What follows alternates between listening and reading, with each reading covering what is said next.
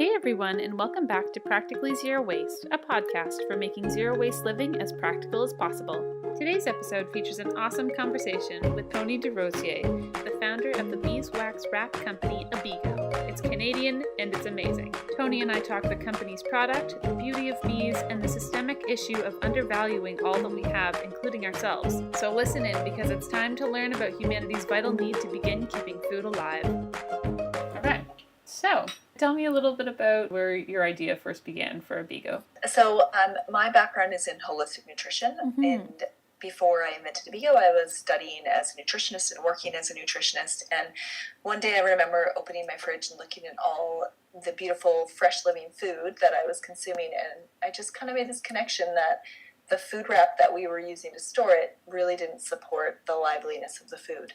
So I started to ask myself, why do we use airtight, transparent food wrap every day? What's the purpose? Yeah. Is it the right thing to do? What was your conclusion other than we shouldn't be using it? I have like a pretty firm belief that we are nature. Therefore, nature supports basically what our primary needs are.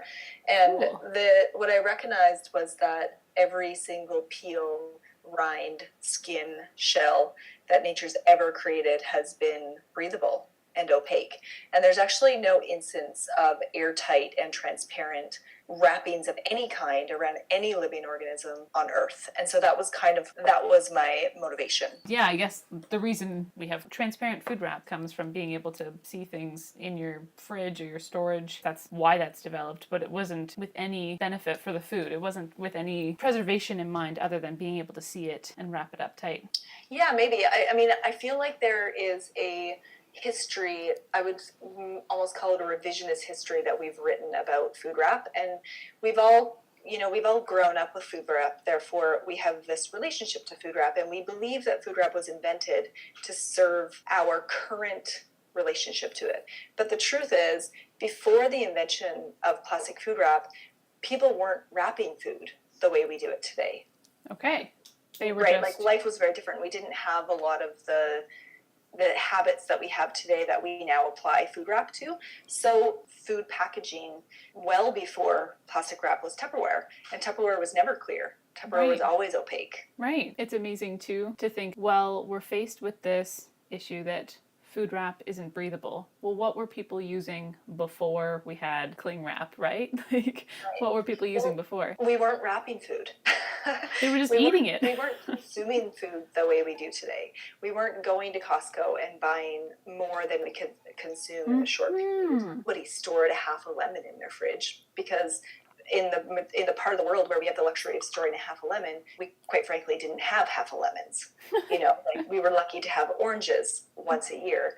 So I think that more than anything, our food storage habits evolved with materials used to store food, because we really didn't do it in the same way before. Exactly, yeah. So as our habits have changed and how our consumption has changed, there's products that have been developed to keep up with that. So now, to accommodate that new world that we live in of consuming more or possessing more than we need, especially when it comes to fragile things like food, a new product like Abeego has been developed to accommodate that, right?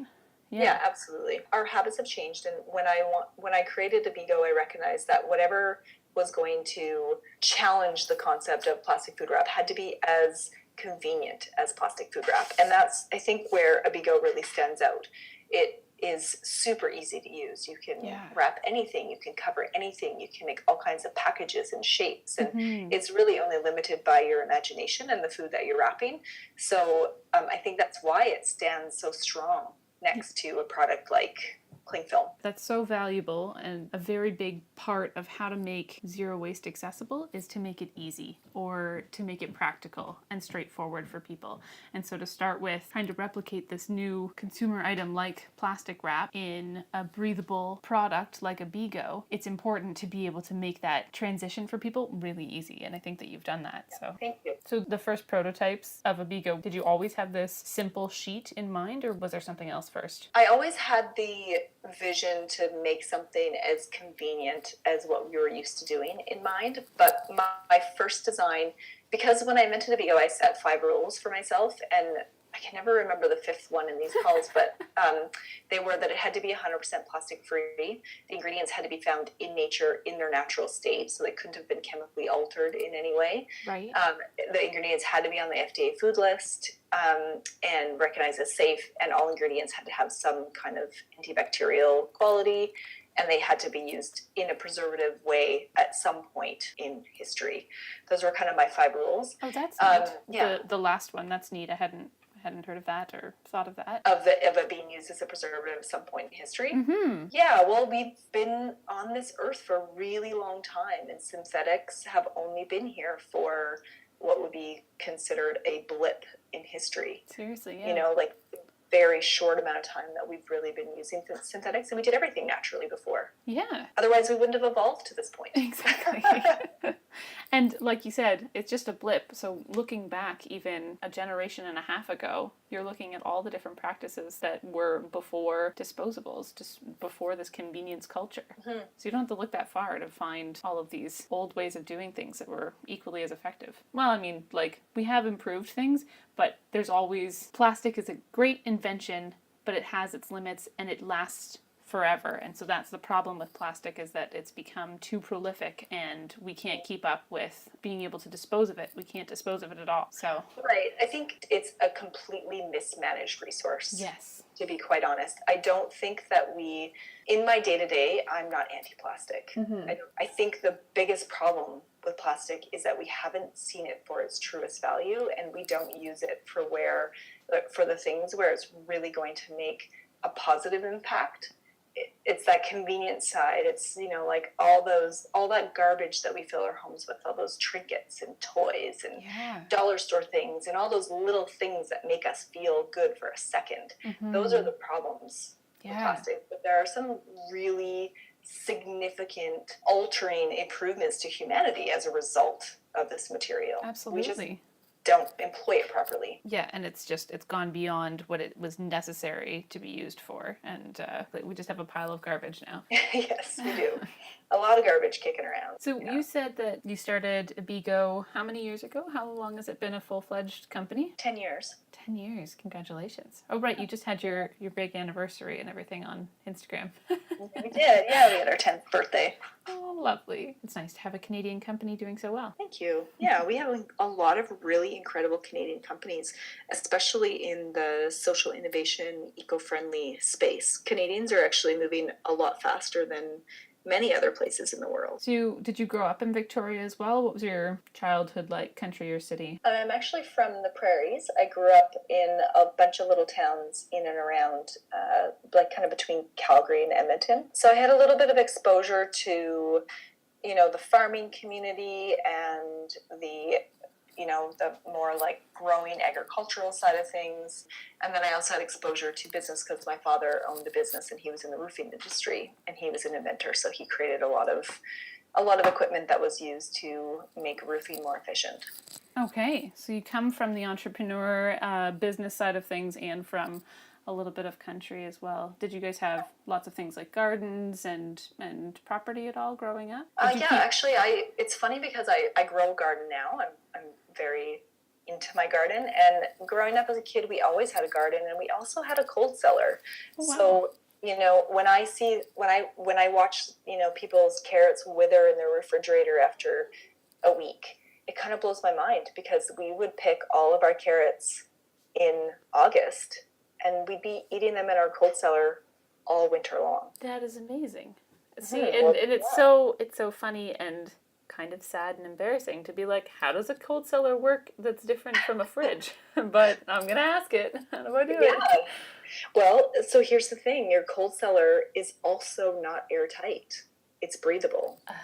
Oh, okay. So, you know, we take our beautiful fresh living food and then we lock it, trap it, and seal it into your big giant plastic box in your refrigerator. Yeah. And it actually, the way the refrigerator works, the cooling system within a refrigerator often draws the moisture out of your food, and that's why it withers.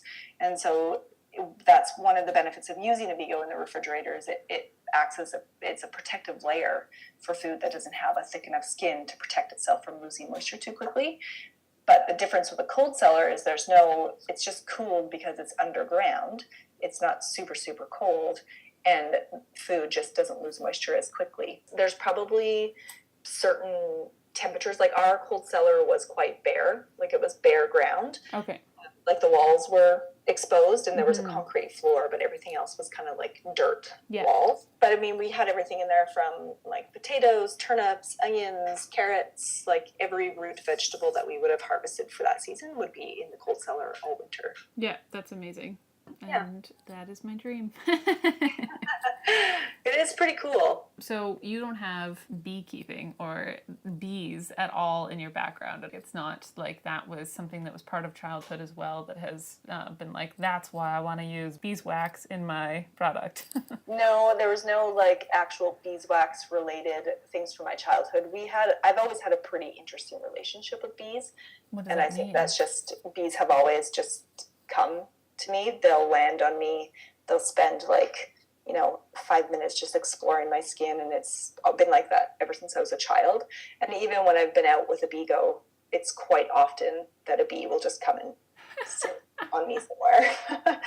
So I personally think that bees are quite happy with me, and they are grateful that I have found a way to preserve all of the fresh food that they pollinate for us. That is amazing. I just picture you like Snow White out in the woods with like all the birds landing on your arms, but it's bees. It's awesome.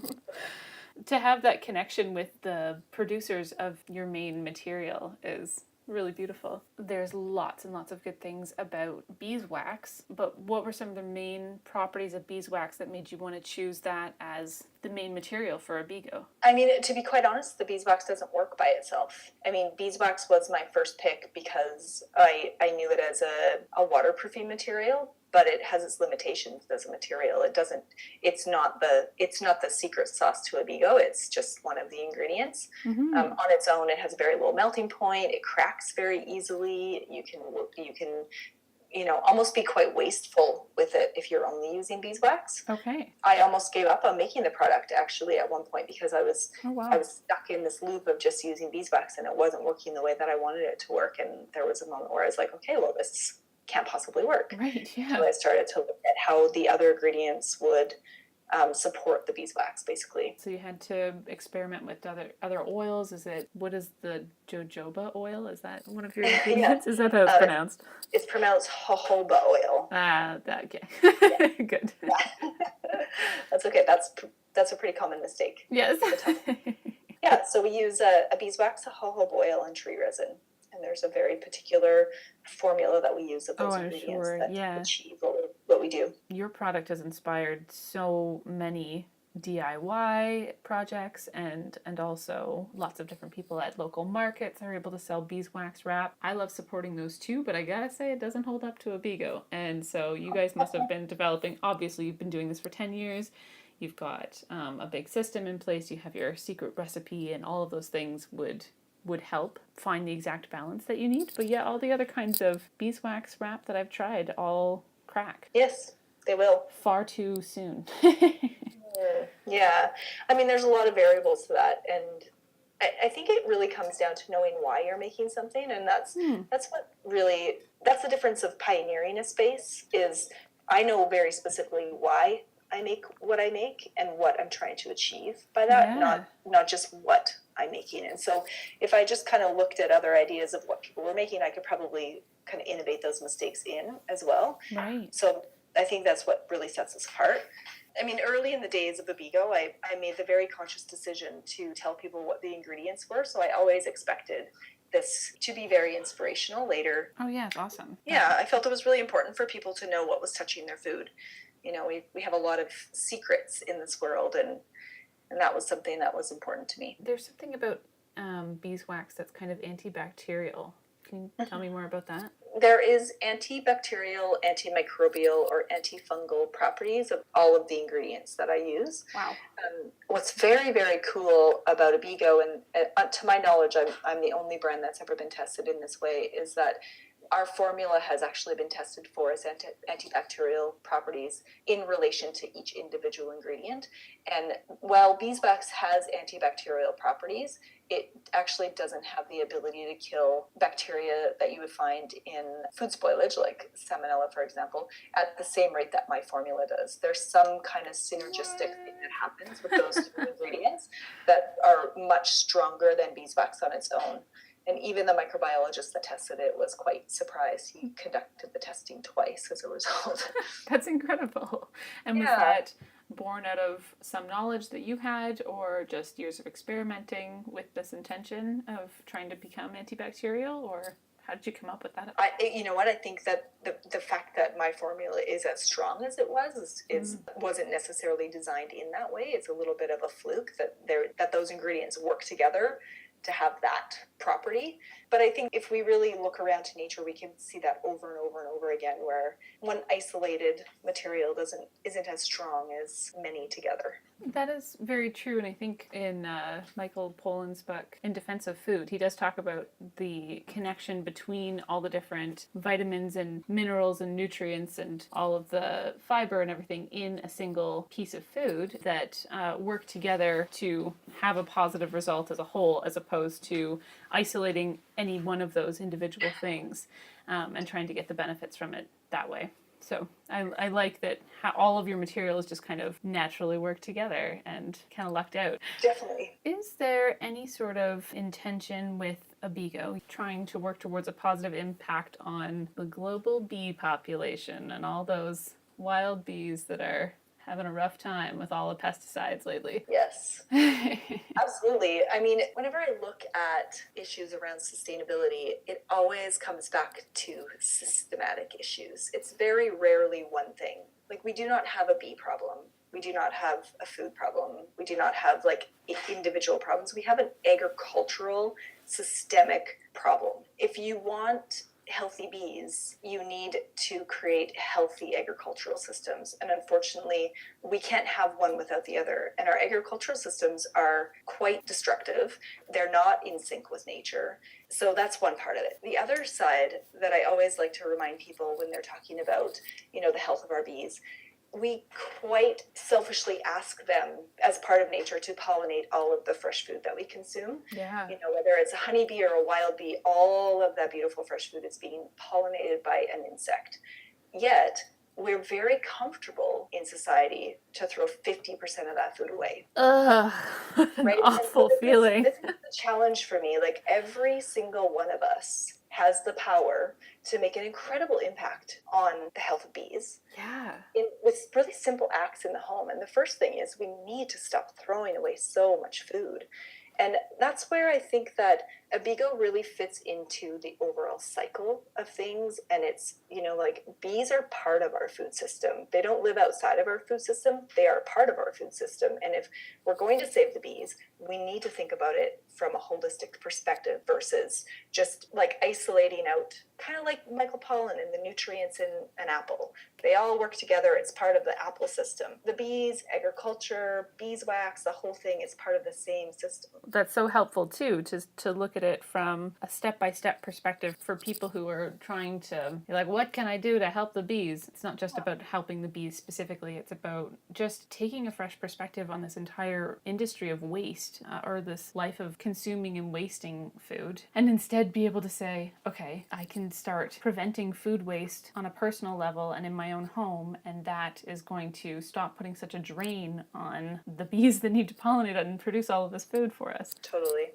I think it comes back to like putting value on stuff. We've really created a culture where things are incredibly undervalued.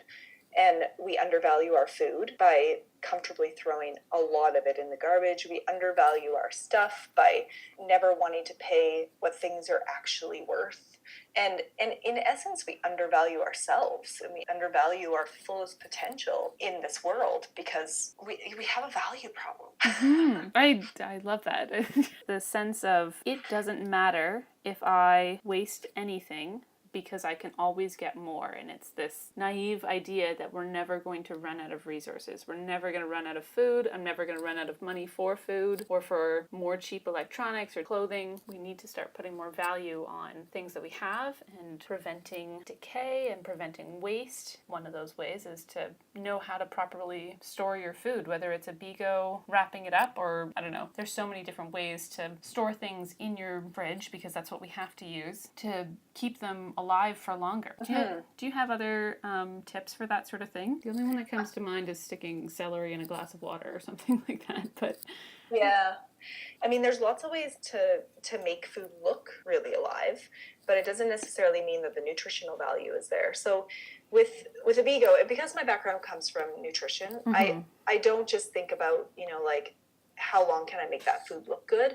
I also ask myself, what is the nutrient content like of that food as it goes through its natural process from life to death? Because really that's what's happening to your food. You pluck an apple from the tree, it's full of life, it's super vibrant, lots of nutrients, and then as it uses up those nutrients within the process of it dying, eventually it becomes less valuable to you. And so Abeego is quite interesting in that you could say, for example, herbs in water as a great example. Okay. You can put your fresh herbs in water and they stay like super perky and they look pretty good. But if you wrap the same herbs in Abeego and you do a taste comparison between them, the herb in Abeego actually tastes better than the herb coming out of the glass of water because the plant is still losing its nutrients. It's just refilling with water to keep it perky. Okay. So that's kind of like your experiment with the loaves of bread being wrapped in paper, a plastic Ziploc, and Abeego, and testing them 3 days later. Yeah, that one we did just as like what is the typical ways that people are wrapping them and what would we see over time. But with really, really fresh food, we've noticed very different flavor profiles, to be honest. Things taste better longer. They have a more robust, like fuller flavor, longer kind of than they do if they're unwrapped or if they are stored in other methods that we've developed to keep things looking fresh. Yeah, that's amazing. I'm not sure if this stems from your personal interest or if it's just part of the mandate or lifestyle that Abeego promotes, but how did you learn how to forage?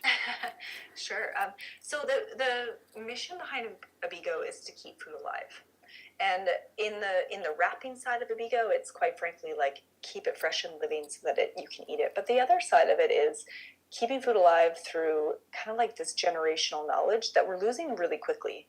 And that relates to, being able to identify food in nature, being able to grow your own food, understanding like when you should pick your own food, all of the things that, quite frankly, food is ours, like there's like an inherent, that's a word I'm looking for. There's an understanding of food and our access to it that is being lost really, really quickly. And so most people only believe that food can be accessed through a transaction at a grocery store or a transaction at a farmer's market. But really, like if you dig around your backyard for 30 seconds, you can probably find 5 or 6 fresh greens to eat. That's amazing.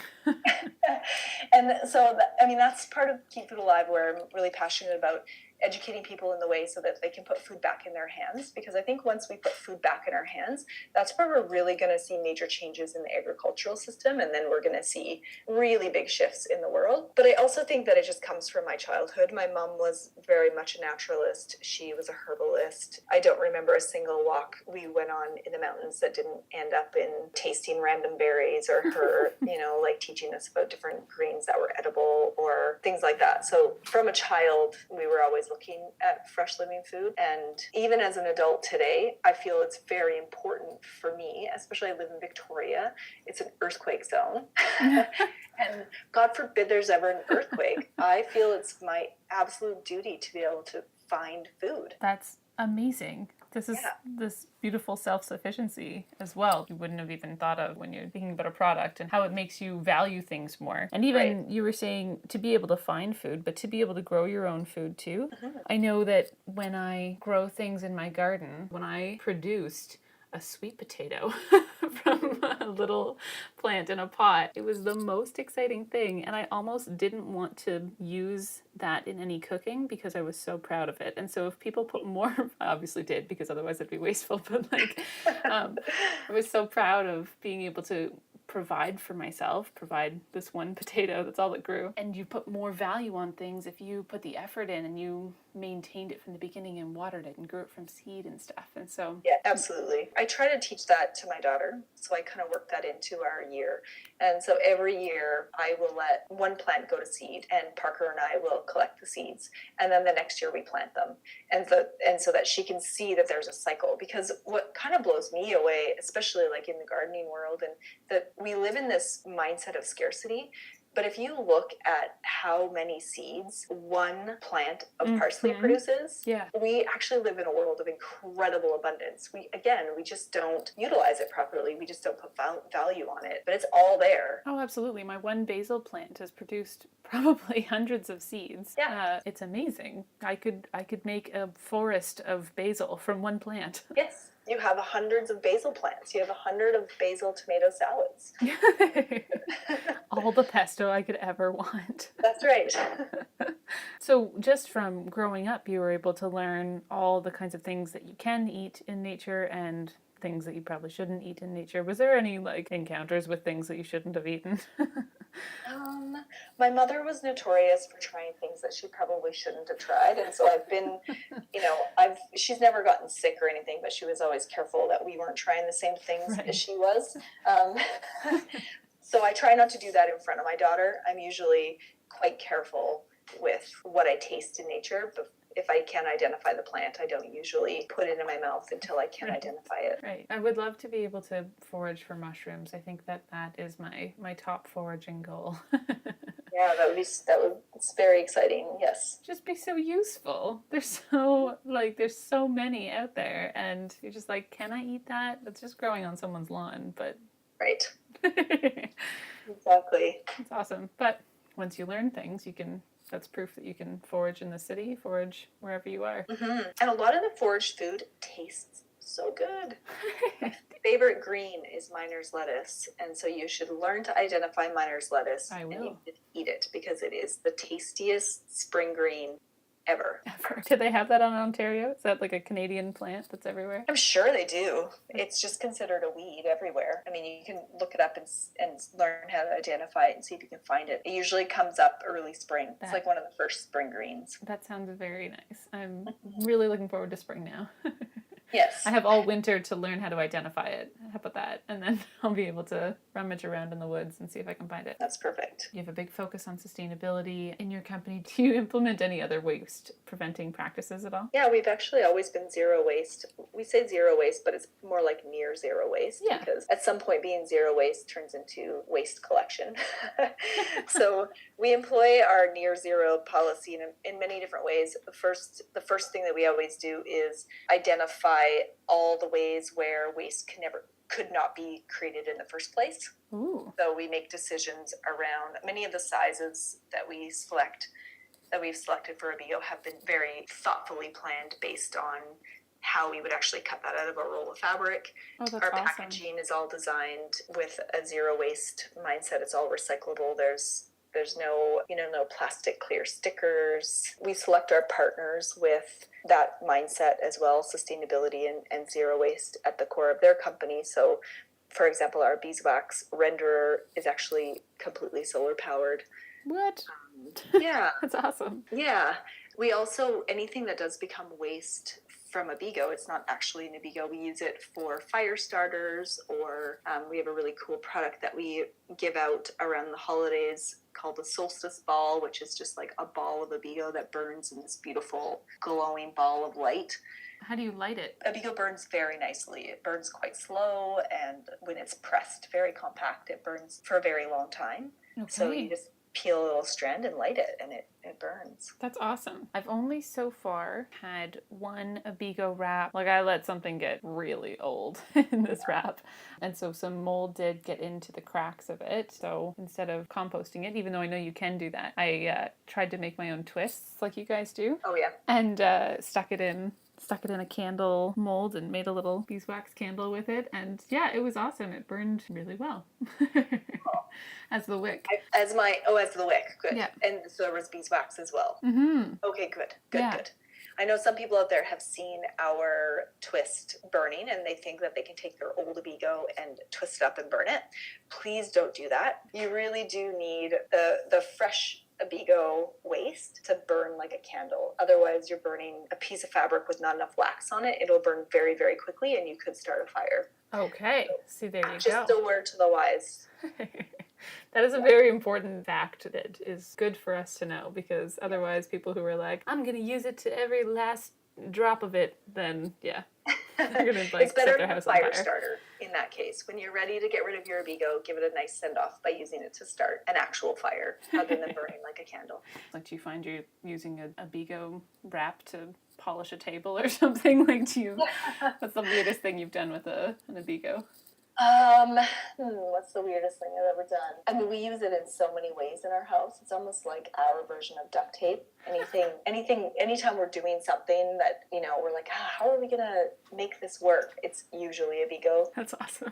I used it this spring. I hung up a bunch of photos over my mantelpiece, and I actually used the Abeego as spacers between the photos because I could cut it to a very particular length and stick it to the wall and like line up all my pictures, and then I could take the Abeego off without leaving anything behind. That's hilarious. It was like a zero waste painting tape tool. Yeah, like painting tape. Yeah, that's funny. Well, yeah, so if you were painting the edges around trim or something, you could cut up an old Abeego and just like stick it on the walls, like not get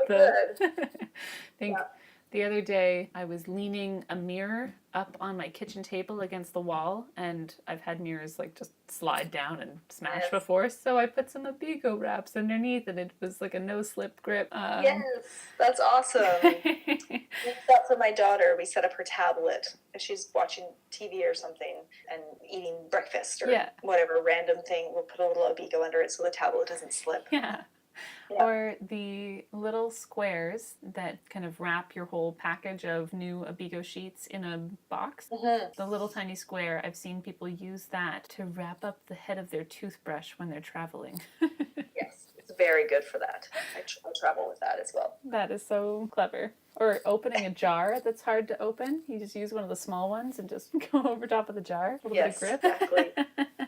That's fun. It's nice to be able to see your product grow and change and be used for all kinds of different things. I always follow along. I love seeing what people are doing with it and how they're exploring it. I have an incredible customer service person that handles kind of all the conversations on social media, but she always points out things that we haven't seen before, or somebody else is making a new discovery we definitely want to know. Do you have any ideas for new or other products that, I don't know, that you can share or that you have cooking in the future? I definitely have other products cooking in the future. I don't have anything really that I can share in the food wrap space, but ultimately I would love to redesign that big giant plastic box you call a refrigerator. Ooh, oh my gosh. I love it. I would buy an Abeego refrigerator refrigerator. For sure, it would be the first breathable refrigerator. That sounds amazing. Would it just be a cold cellar or an ice box? There's lots to study from history to figure out how to do refrigeration better. That's for sure. I love it. You got to look back to come up with things for the future. Yeah. You mentioned closer to the beginning that you're happy to be among all the other incredible Canadian companies that are being really innovative right now and really sustainable. Do you have any others that you want to let people know about, or some of your which favorites? Company I just love all of the time is a company called Grain, and they might go by Eat Grain on Instagram. Okay. And they are run by two incredible women that have decided to really help the world look at pulses different, like your grains and chickpeas and they actually source it directly from Canadian farmers, and their products are the tastiest chickpeas and lentils and wheat you've ever tasted. And so I'd give a shout out to them. They're incredible. That's awesome. And that's just a company that's really thinking about the quality of their food and where it's coming from and how to make it as good as possible. Yep, absolutely. I'll admit I did spend a good chunk of my morning looking through all of Abeego's Pinterest boards and just enjoying all of the inspiration that you guys have posted there. And if anyone's looking for some lovely fall inspiration or winter inspiration for recipes and just kind of beautiful things, I will direct them towards your Pinterest because it was awesome. Oh, that's great. Thank you. Thank you again, Toni. This was awesome. And good luck with everything with your company, and talk to you again in the future. Awesome. Thanks for spending some time with me today. Have a good afternoon. Thanks again for listening, everyone. If you're hearing about Abeego for the first time today, head over to their website, abeego.com, to learn more or to try out their pretty incredible products. This week, let's challenge ourselves to prevent food waste and make new habits as we transition to zero waste. Talk to you soon.